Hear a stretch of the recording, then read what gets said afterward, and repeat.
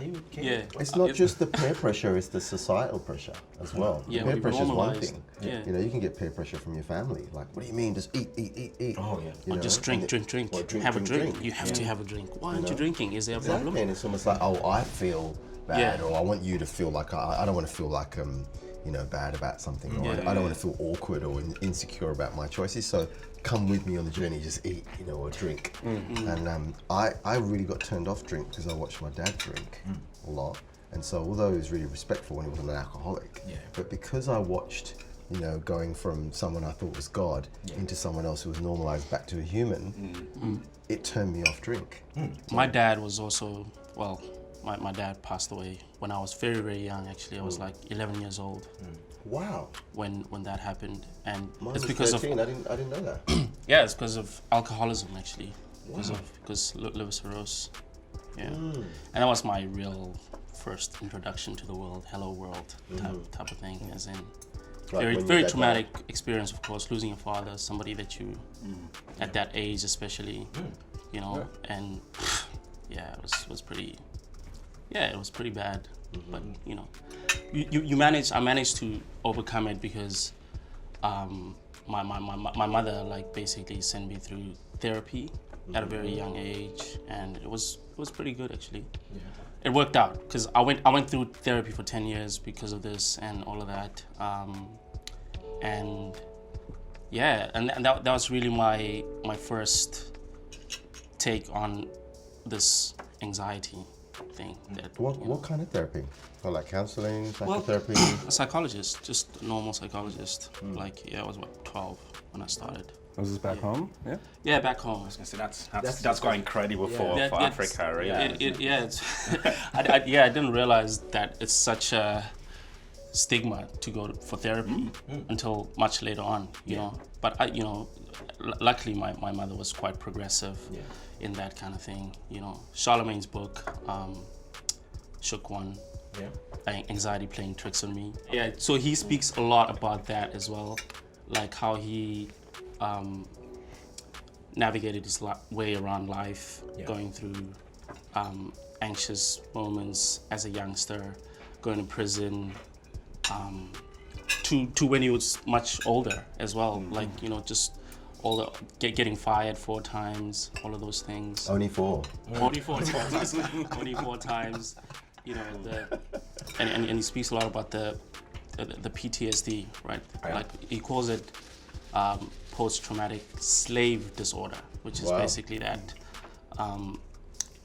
all the genetics, the DNA being passed from parents or like ancestors to us, right? More around survival. Yeah, it's around survival and how it affects people who live now having those parents, and Charlemagne touches on that in his book, on how the police brutality and that kind of thing, how that filters into his life, how his fears of the policeman and how he manages to deal with that. Yeah. So, yeah. And I think something as well with the book is like, that I think first of all for you getting therapy early is good because like all the problems start early, right? So even the book he was talking about from a young age, even when you read it, you see like, of course this happened, this age, this happened. So the result, if you're going to jail, losing your job, you don't know how to keep structure, whatever it may be, the outcomes, it's very easy to see. So you need interventions early, but then you just, who decides for you? At least you're lucky your mom says, okay, even though it's Africa, I'm going to decide like we should get this guy therapy. He needs to talk to someone. It almost doesn't matter even what therapy is. It's more like this guy just needs to talk about this to someone because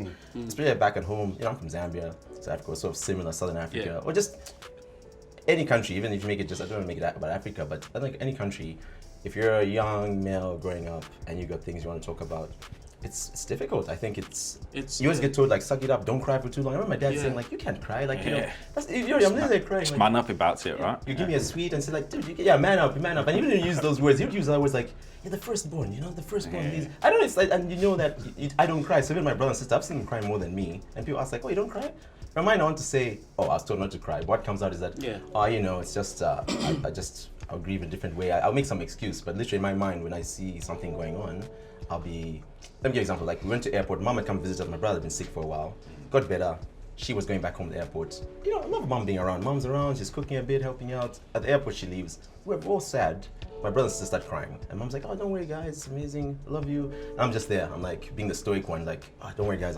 I took them to have pancakes. And I was doing the same thing my dad says, like, I'll get some sweets. Don't worry about it. He's like, okay, and then in my mind, in that moment, I was like, oh, but then I remember my girlfriend then asked me, like, why didn't you cry? And I was just like, when you were sad as well, you were like, yeah, man, I love my mom. But that was not my role. I don't know, it was just similar thing, I think, with the Charlemagne thing. It's kind of a learned behavior. Yeah, you know? And you run with it. With the PTSD stuff, being from the States, it is like really passed down generation through generation, and like within the last sort of year or two, very publicly, there have been like, LeBron and a bunch of other people talking about having like the talk, and like those fears of, how to carry yourself, how to speak, whether or not you're right or wrong is irrelevant.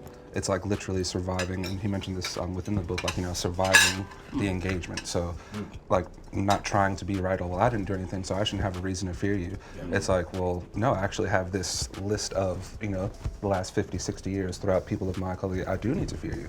Yeah. And carrying that every day, it is a stressor, but because it's normal, or it feels to be normal, you don't question it. Yeah.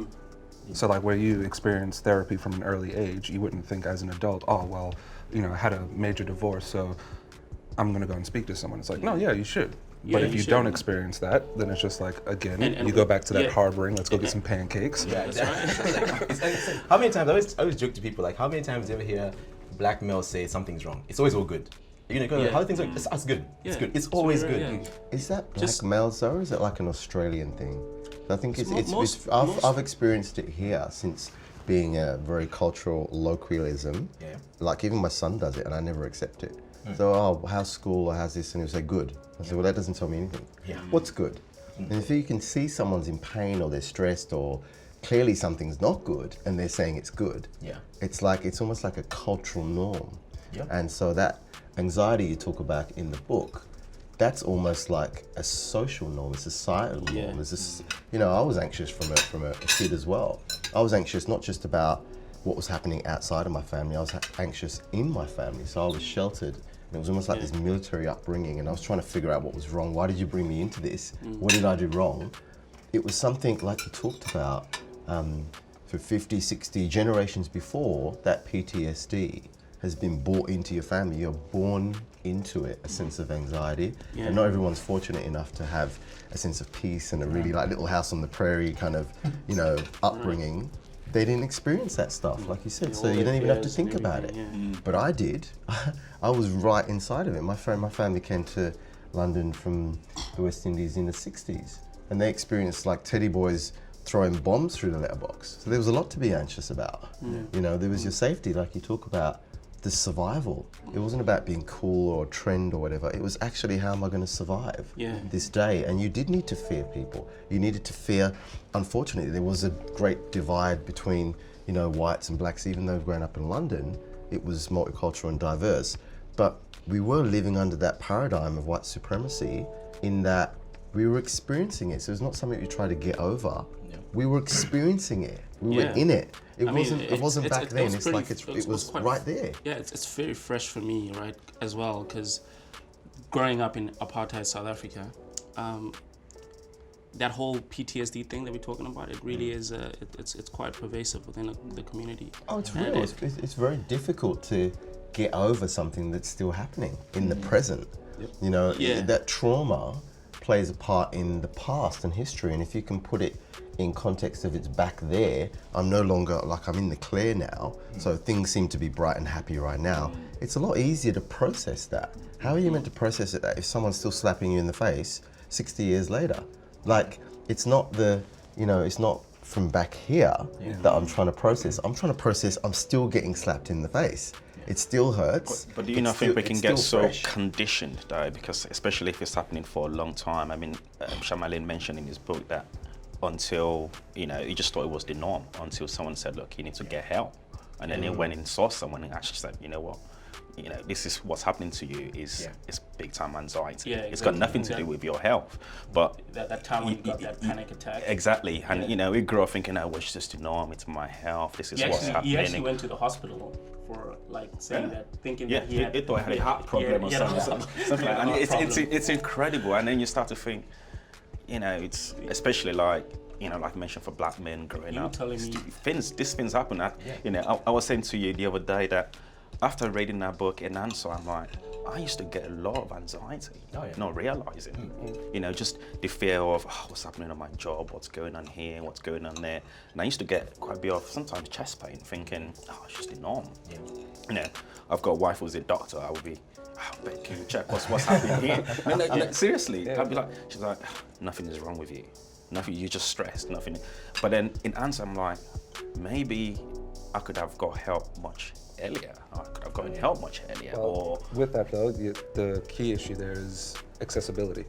So if we're relying on each other and all of us are basically going under the same prism of suck it up, deal with it, it'll be fine, you can't cry, well then I'm gonna get the same advice from you that I'd get from my dad, as opposed to where Charlemagne reached out to, he ended up seeing a white clinician and boom, just like that. It's like, well, hold on, those things aren't quite right. No, you should have gotten that looked into. And getting that access then allows, because if you don't know where to start the conversation, it'll never be had. So do you think it's a bigger challenge in our community when it comes into getting help or getting access to help with anxiety? I think even before that, the check-in and being able to recognize when someone's not doing well. The getting help part is just a separate piece, because it's almost like when something's been identified as an issue, then you might address, if it's in the priority. Is it just a cold? Is it just a flu? How stressed are you? Like trying to diagnose where are you at, in terms of what your optimum health is, and does that need to be a doctor? Is it your friend who's doing a check-in? Is it a professional? Is it your family? Like even before you go to what are we going to do about it, how can you address the symptoms? How do we know when someone's not okay? I think well, I was going to say I'm a huge fan of comedy, and like on the Chappelle Show, like it basically goes into, every other corner is either a drug dealer or a liquor store. So it's like you're looking for, okay, something's not feeling right, how do I deal with it? But you don't have the avenue to openly talk about it. So then essentially you self-medicate.